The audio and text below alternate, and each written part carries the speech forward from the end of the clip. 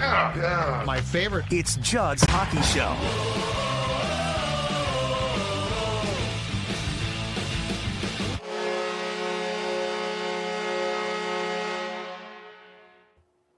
That's right. It's Judd's Hockey Show. Multiple times a week now because the Wild is on the ice. Training camp is opened. All is good.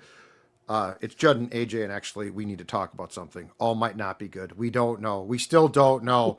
So, as expected, today, opening day of training camp, the Wild on the ice, starting with their scrimmages and all that good stuff, practices.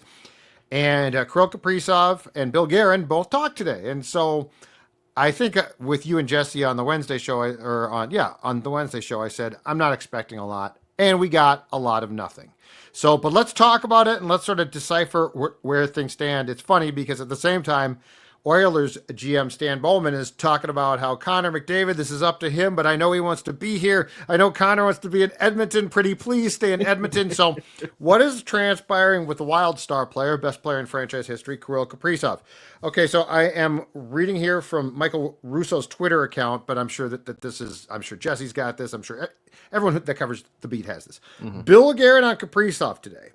These negotiations are private. I can't really get into it. Things are fine. The most important thing is that we want to sign Kirill. He's our franchise player.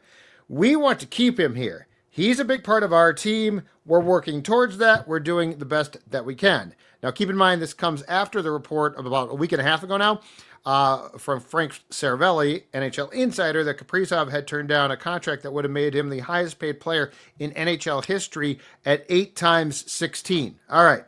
Kirill Kaprizov did not use a translator, did not use his interpreter. He didn't need to.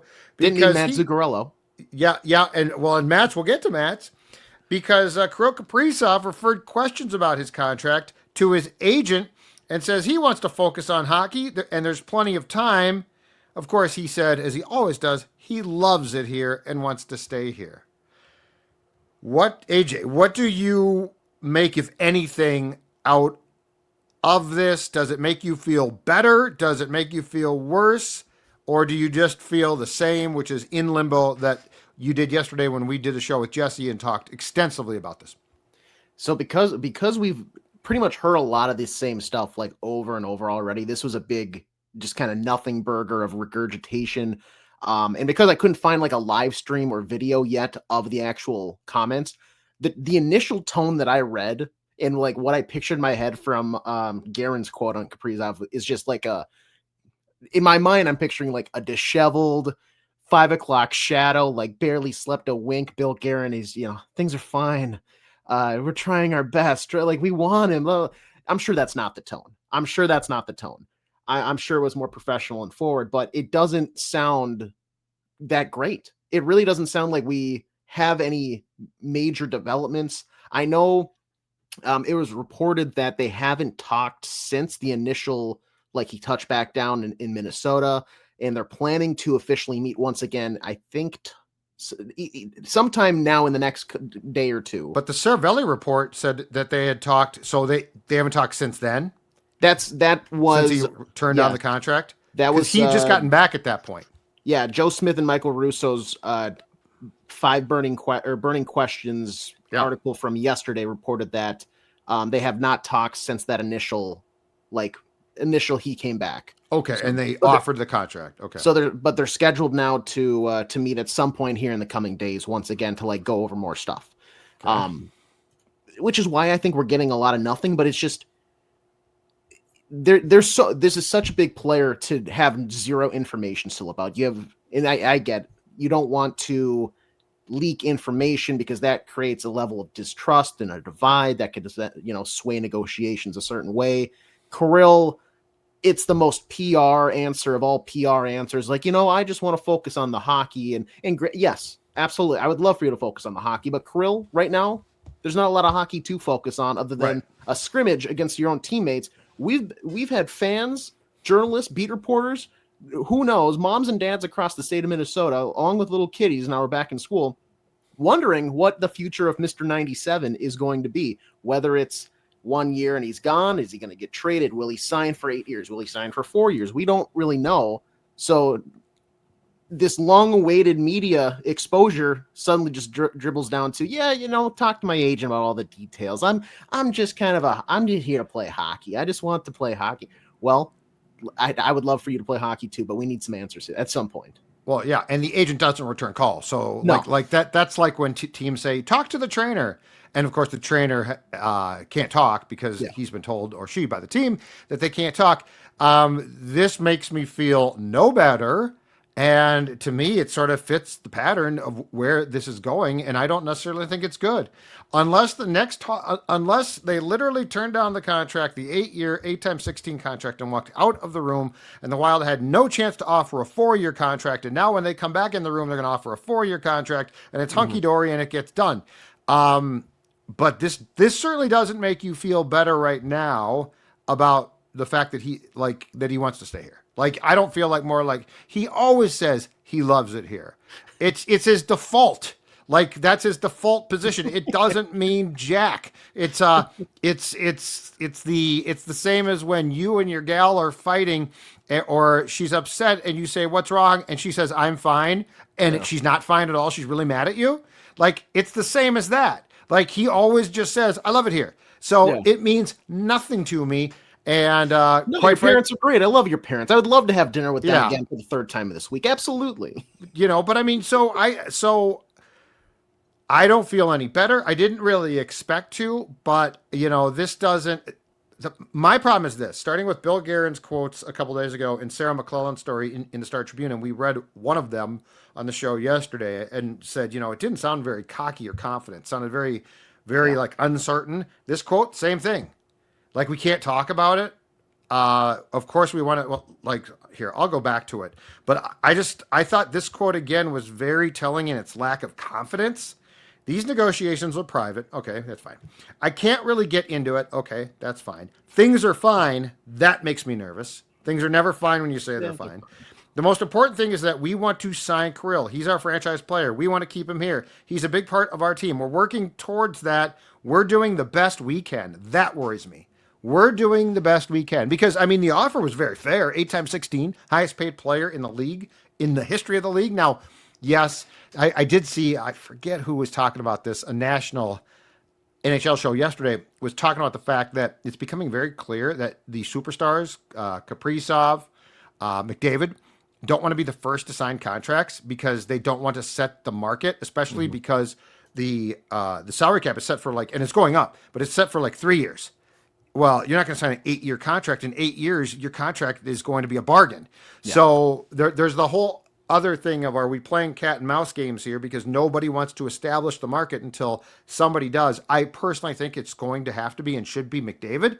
But the other problem, too, is the salary cap is what it is right now. So if I sign a contract that you say, well, in 7 years, this is a bargain, I can't do the contract.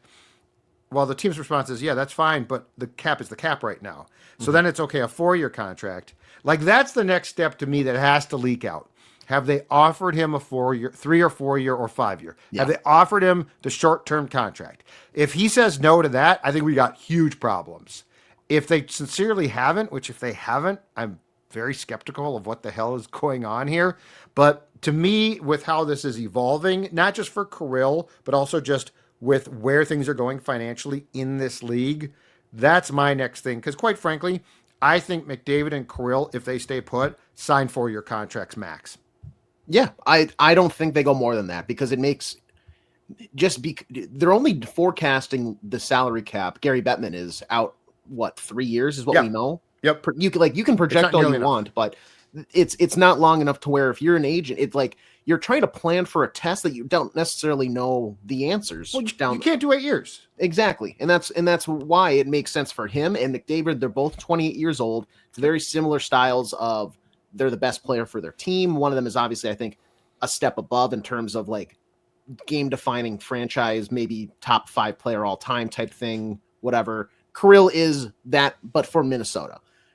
Very similar in that sense, but it makes sense in terms of a shorter term deal. They're both contracts would be done, and it's a lesser blow on both franchises, I think, to lose a 31, 32-year-old rather than a 28-year-old, still very much in the middle of the prime of their careers. I will say this. and maybe I'm just being naive. And you can tell me, hey, AJ, you're being real stupid thinking this way. It sets up so poorly, and I just maybe refuse to believe that Kirill has it in his ability to be that type of sports villain at the end of the day, to continuously say, I love it here and I want to come back here and I want to play here and all this stuff. And that's something that it probably loses its luster at some point for people because it's mentioned, like you said, every single time. It is his go-to. Yeah, I love it here. It's like he said, Jesse Pierce tweeted out the quote of, he mentioned that it's like his second home. Yep. You don't say that and then potentially I want to leave for nothing. I just want to walk because I believe this other place can pay me more. You do if you use your agent as the boogeyman, which is what he's doing. Like that's how you do this. Hey, you talk about all the nasty. I love it here. You talk to what's his name, Paul Theophanassis. You talk to Paul about the money stuff. You talk to Paul about this stuff. You can use your agent as the bad guy, and quite frankly, I'm sure that the agent who wants as much commission as possible, right? Yeah, is the bad guy. But like, I don't trust it. The other thing too is we don't know Kirill. Like we think we do. Yeah. He's cuddly bear, seems like it, but we don't know him. I mean, it doesn't make him a horrible human being if he's lying through his teeth about his intentions. Yeah. And I just, when you defer to your agent, which a lot of guys do, I feel like that's like, hey, he's the bad guy. I might leave, but I'm not the bad guy. So I do have a lot of questions here. Yeah. But again, I think the next thing we need to find out is, have you offered the short-term contract? And if you have, and they've said no, we've got problems. And the other problem too is, so let's say it's purely, and I've been told by a lot of people that Kirill wants to win, okay? But let's just say, hypothetically for a second, it's purely financial. So like this is purely financial. And he's like, okay, 8 times 16 is great, but again, the cap's going to go up even more eventually. I want 8 times 18, 19. The issue with that then is, if you're the Wild, well, yeah, okay, that's great. But for the next 3 years, you're dealing with a cap that he's going to run up against. So that creates a whole nother problem, financially. Mm-hmm. So that's why I want to know. I mean, I think the short-term contract makes sense. I think the short-term contract, if we find out, you know what, and I would criticize him for this, but if we find out when they sat down and did 8 times 16 and said, here's an offer, and they said no, and the Wild didn't immediately pivot and say, okay, here's a 4-year offer, then we're dealing on, okay, that's what's next. That's the thing, is we don't know what's next. Yeah. And we don't know what's happened already and what's transpired, which is why it's either door A, which is short-term contract, going to get done, or door B, which is you might have to trade him because he doesn't want to be in his second home. The striking thing from Bill Guerin's comments to me, I feel like in a lot of these cases, when you have a GM or a coach or something along those lines speak on negotiations like this, when they're in pretty good standing, even if they don't want to leak too much of the info like Bill Guerin's doing here. Yeah. And maybe I'm overanalyzing this, but it comes down to, they throw in the quote of, I'm confident this will get done, whatever. Ending it, we're doing the best that we can.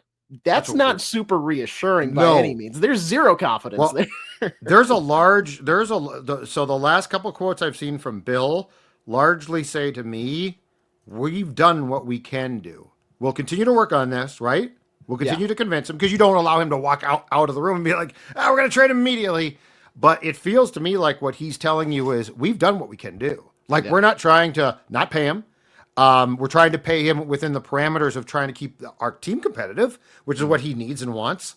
So, yeah, I sense, I've called it a lack of cockiness, because Bill, in a good way, is ordinarily cocky, confident. What I sense here is he's at his wit's end.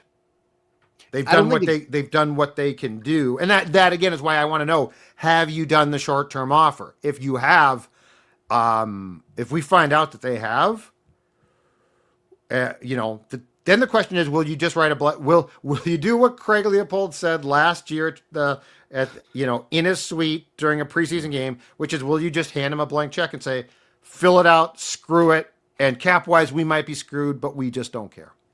What's your number that you, if that's the route they have to go, what's the number where you're saying, I'm drawing a line in the sand? Because I want Kirill Kaprizov in a Minnesota Wild jersey, but I do want to say there's some numbers, especially if you're going 8 years, where it's like, I'm not going 8 years on this.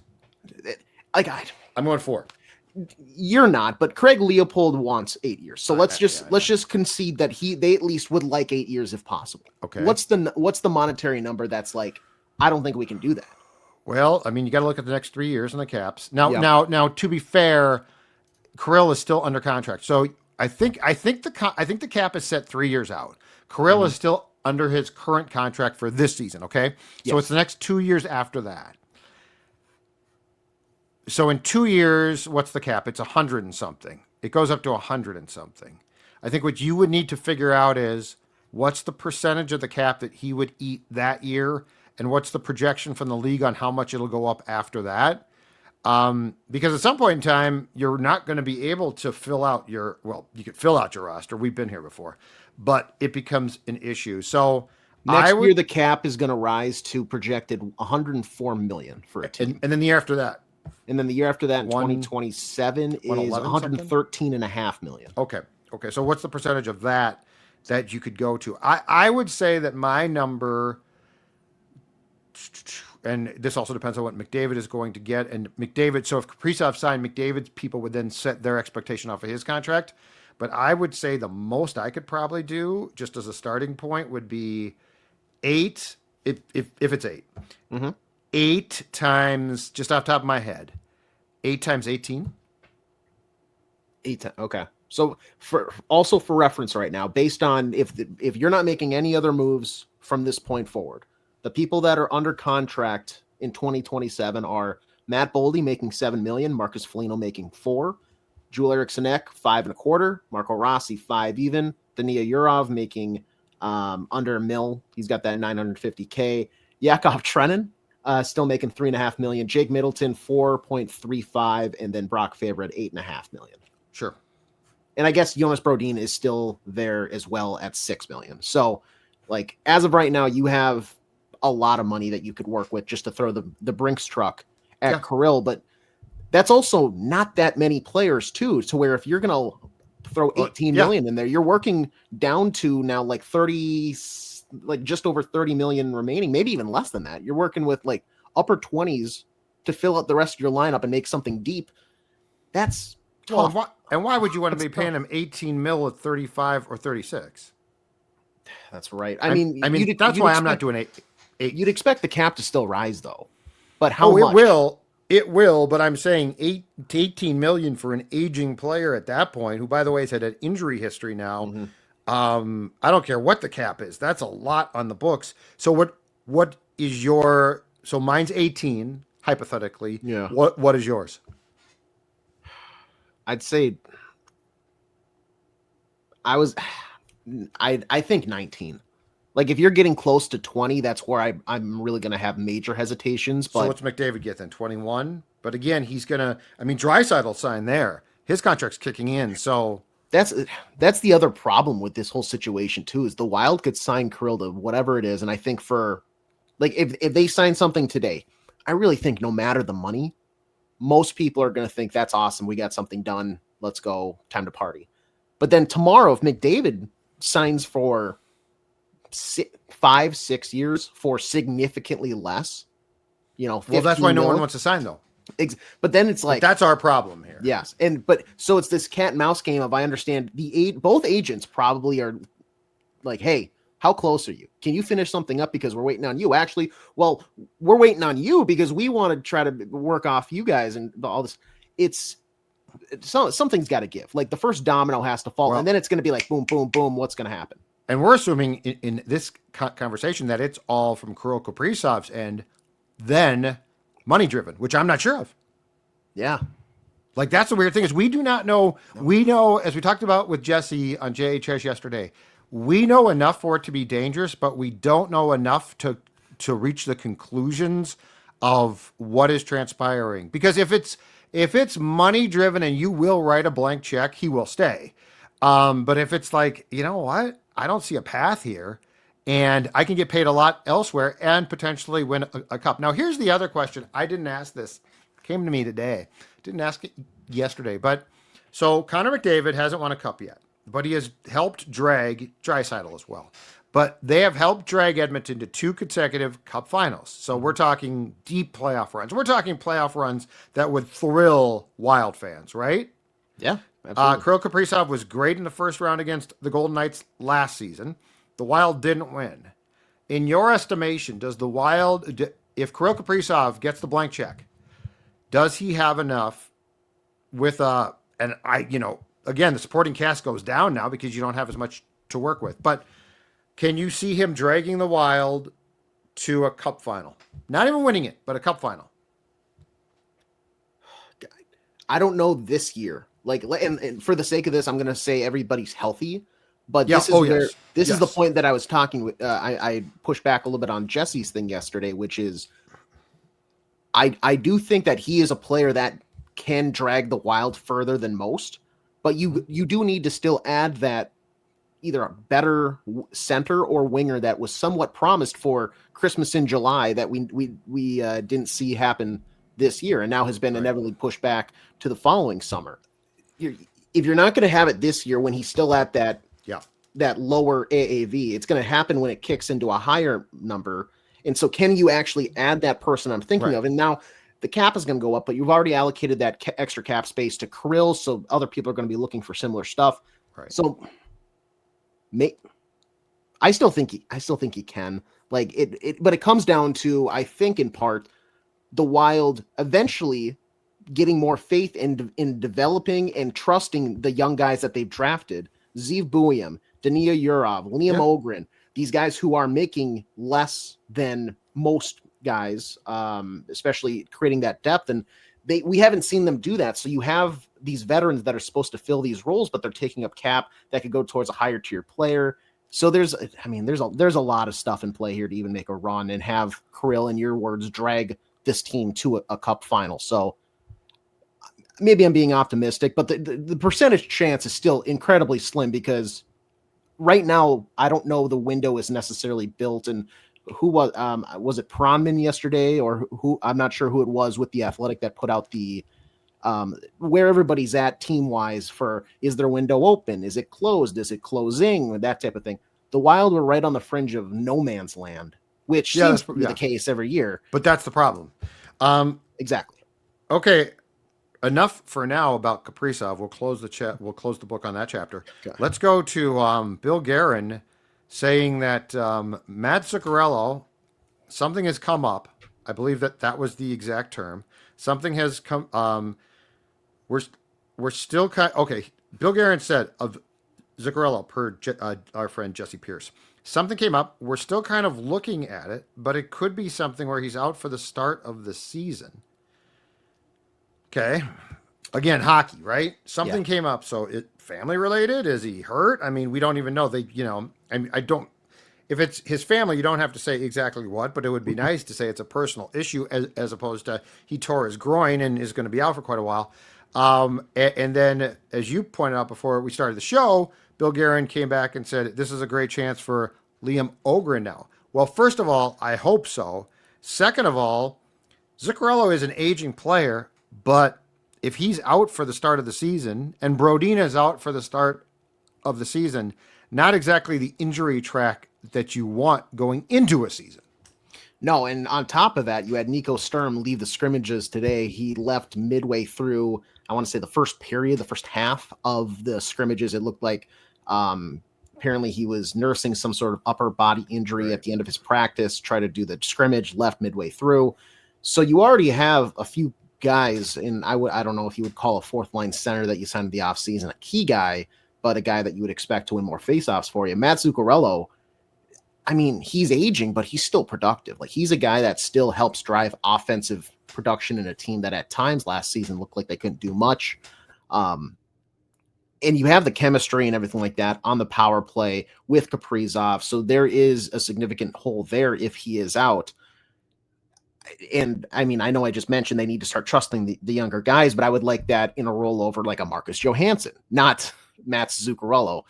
because that would make the lineup just better overall. So, we're going to get a spotlight on a guy like Liam Ogren, it sounds like, for him to earn. And maybe this is just a window shopping procedure for the Wild to potentially move on from him, because we've mentioned that he was like the first piece to probably get kicked in on any sort of Marco Rossi trade that was potentially going to happen before he signed that extension. Yep. Who knows? Maybe that's still the case, but it sounded like they're not married to Liam Ogren being on this team for the next handful of years. He might not be on this team in a few months, depending on. It'd be nice if he was, though. Like, it would be, because it would show that they actually have faith in confidence in the players that they draft and development. But they've shown me nothing that makes me think that they even have any confidence in that right now. And did I see this right as well? Yurov, we're now not sure if he's going to be a wing, a center, or he's going to be in Iowa. It looks like there's some.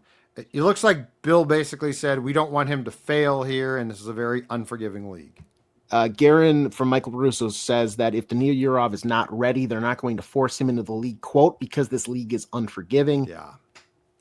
But at the same time, Hines said that he's noticing that the first couple prospect games that he did come into it, he was a little more hesitant in game one. Second game, he looked a lot more confident, and they were playing him at the center role. So you got to play him, though. You got to find out. That's the thing. I want to chalk this up to like it's typical, as much as the rest of the quotes were it's typical PR stuff.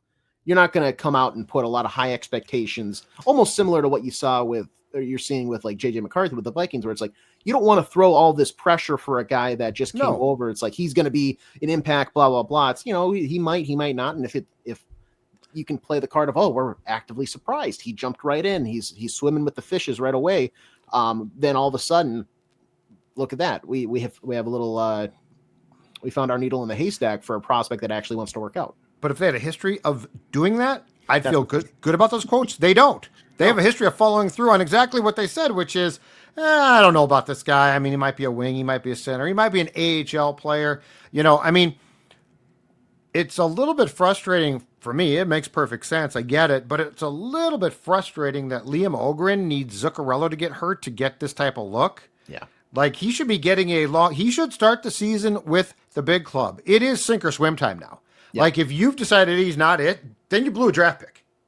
First round draft pick. Like we're to the point now where these people cannot all be works in progress in perpetuity. And so Liam Ogren, whether Zuccarello is there or not, Liam Ogren deserves every opportunity to make this club. Now, Matt's being out might help his role as far as being a top six guy, but I also don't need him to struggle in a couple of preseason games as a top six guy, and then they're like, exactly what we thought. So I think your statement's 100% right, which is they need to give these kids a chance. The way that you're going to get to a finals with Kirill Kaprizov signed to a huge contract is by giving guys a chance who deserve a chance, who you drafted and aren't breaking the bank currently. And I mean, when would you rather try or like have them play and have them see if they can actually play in this league? Zeev Buium, I in terms of prospect tiers, way above what you're finding with Ogren, Yurov. Yeah. They gave him 2 games in the playoffs, decided, this probably isn't the right thing. Yeah. I can hear that out. I don't agree with it. John Merrill, you don't agree. Yeah, exactly. But I understand the thinking there. But if you tell me we just can't risk it here in October pre-thinks it. What are you talking about? This is the time to see. He's your draft pick. He's a first round draft pick. Exactly. That's what's getting me. He's not a 5th rounder. And that's the draft where you had Ogren and Yurov in the same round. They traded up to get Yurov because he slipped because of the whole Russia thing. Okay. Which is great. Awesome. Yeah, it's great. But all I've heard for, I want to say 3 years now is this guy should have got taken top 15, maybe even top 10, but they got him in the 20s and all this blah, blah. Give him a chance. I want to see it. I want to see Ogren. I want to see Yurov, and I need to see meaningful NHL minutes. Yurov, I think should play as a center, but I can understand if they want to put him at the wing based on they liked what Ryan Hartman did last year, even though I think that's just recency bias. I think Yurov probably will be more impactful in the middle of the ice. Correct. Liam Ogren, I think he's more of a scoring touch, but if you're going to bury him at the 4th line, you can't ask him to play a certain role that doesn't fit his game not every guy is like a utility knife. Like you're not gonna ask Matt Zuccarello to go play fourth line role and like be mad about that. And granted, you're not going to, right? Because he's earned and he's a better player. But Liam Ogre needs to show that he can play the role that everybody's been talking about on second or third line before you really make that decision. And if he can't, then I understand cutting bait. But you're trying to have him play Annie when he should be Daddy Warbucks. Like it's yeah. But if you cut bait, you're cutting bait on a first round draft pick. Like that's the thing is that's on you. That's not on him. That's on you. Yes. And so yeah, it's going to be interesting to watch. I do think that there are a bunch of questions here. I mean, Brodin is skating a little bit, but it sounds like he's not going to be set to go by opening night. Lots of things, but of course the Kirill Kaprizov contract is above everything as far as a point of interest. And as news begins to, I think, circulate a little bit more now, the training camp has started. We will certainly talk about it. Just remember, at the end of the day, we all love it here. It's our second home, or for many of us, our first home. But who knows if that means a lot. He's AJ. I'm Judd. We'll talk to you later.